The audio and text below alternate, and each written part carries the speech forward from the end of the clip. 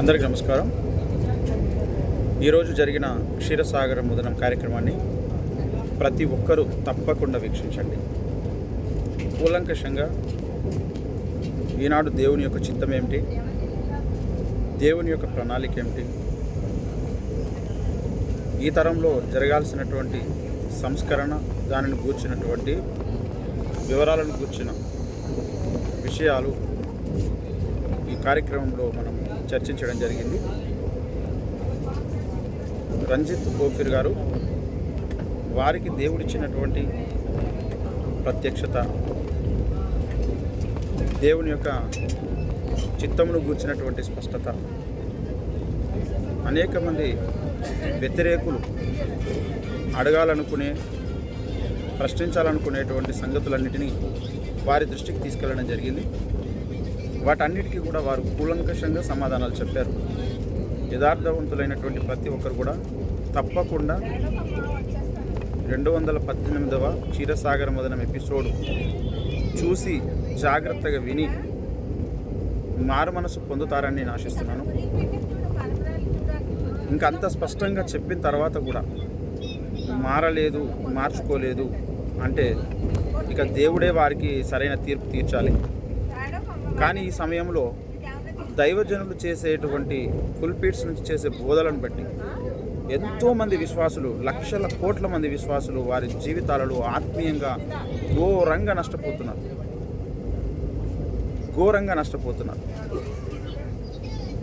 ఈ విషయంలో విశ్వాసులందరూ అలర్ట్ కావాల్సిన అవసరం ఉంది, ఆలోచించాల్సిన అవసరం ఉంది. ముందు మీరు ఎపిసోడ్ చూడండి. చూసిన తర్వాత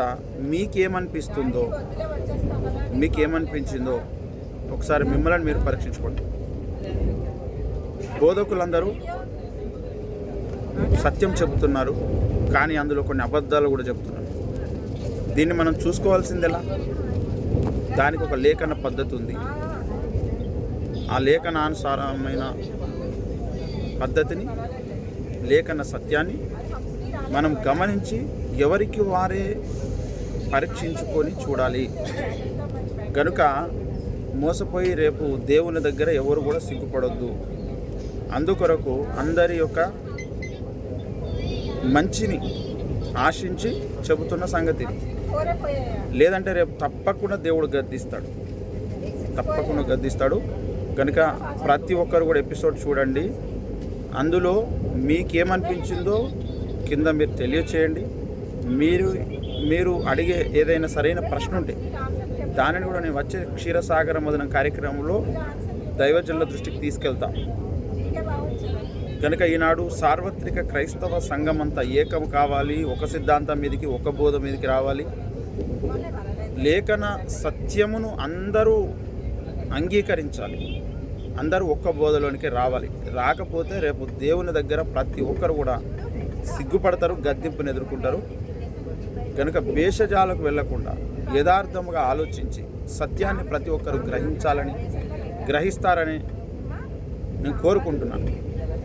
ఈ విషయాలను 218వ ఎపిసోడ్ని ప్రతి సేవకునికి, ప్రతి బోధకునికి కూడా మీరు తెలియచేయండి. ప్రతి సువార్థికుడు కూడా తప్పక వినాలి, ప్రతి విశ్వాసి కూడా తప్పకుండా వినాలి. కనుక యథార్థవాది టీవీ ఛానల్ మన వీక్షకులు, సోదరి సహోదరులు, ఫ్యామిలీ మెంబర్స్ ఎంతమంది ఉన్నారో అంతమంది మీకు తెలిసిన వారందరికీ షేర్ చేయండి. అందరితో ఈ విషయాలు మీరు డిస్కస్ చేయండి. అందరూ కూడా దీని గురించి ఆలోచించండి. అందరికీ నమస్కారం. Praise the lord.